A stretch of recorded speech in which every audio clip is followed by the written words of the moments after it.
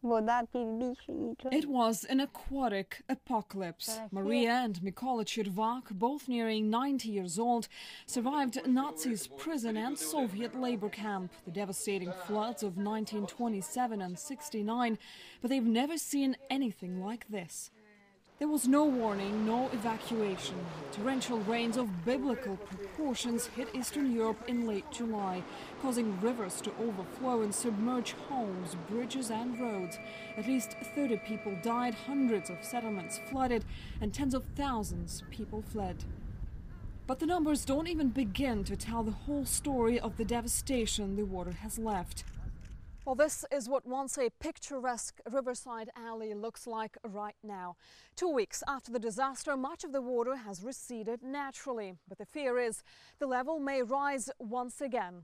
With forecasters predicting more rain in the upcoming days, the people still living just steps away wonder just how much more damage they can take. They stay put, drying their belongings and waiting for government to help. Their traditional clay house has stood meters deep in water for nearly a week.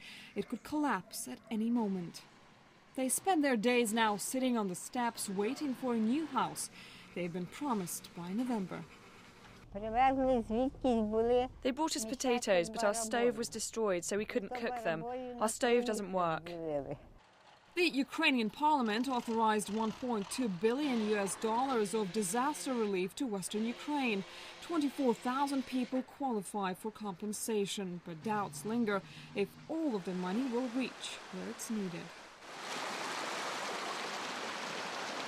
Vasily Pavlyuk has lost his livelihood. A shop, an outdoor cafe and a garage when this tiny river he lives by burst its banks. It was like the end of the world. The water had no mercy. No one expected it. No one could control it. But he still hasn't received $1,000 of relief he is entitled to. The government has given me nothing so far. It's taken me so much trouble to get this tractor to clear the debris. They gave it to me for only 2 days. It's not enough. But this local official we spoke to assured us all of the compensation has been paid. 100% of the compensation has been paid off. We're now holding onto some payments where the property is under threat of landslides. We don't know the actual damage. Aid continues to arrive in some of the most impoverished regions in the Carpathian Mountains. Food, clothes, water purifiers and mattresses. It comes from all over Ukraine and abroad. From what we've seen in the villages all around western Ukraine is that the aid is dropped off in the building of local administration. Now, to see whether the aid really gets to the people that need it the most, we're going to go and find out. The local deputies couldn't tell me when they would be distributing the aid, citing a complex bureaucratic procedure. But as soon as they realized the journalists were there to watch, this tractor was loaded full of provisions and sent off around the village. But some don't trust this delivery chain. Elizabeth travels door to door to avoid corrupt authorities pocketing the money.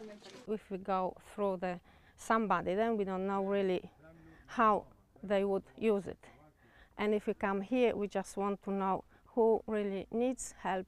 Russia's Ministry of Emergency sent 100 tons of aid, including electricity generators, chainsaws and other construction equipment. We wanted to see it in use. It was nowhere to be found. Local officials pointing fingers at each other.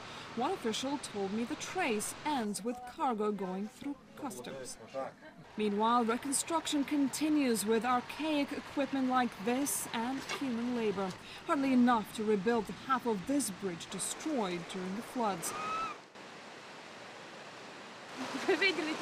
As you can see, we climb up and down several times a day. We don't know when they fix it. Well-groomed and well-off, local officials are telling me off-camera of a silver lining in this disaster. Relief has brought in additional funds into the region's budget. Never mind the people who say the catastrophe proved they are on their own. Anastasia Haydulina, RT, Western Ukraine.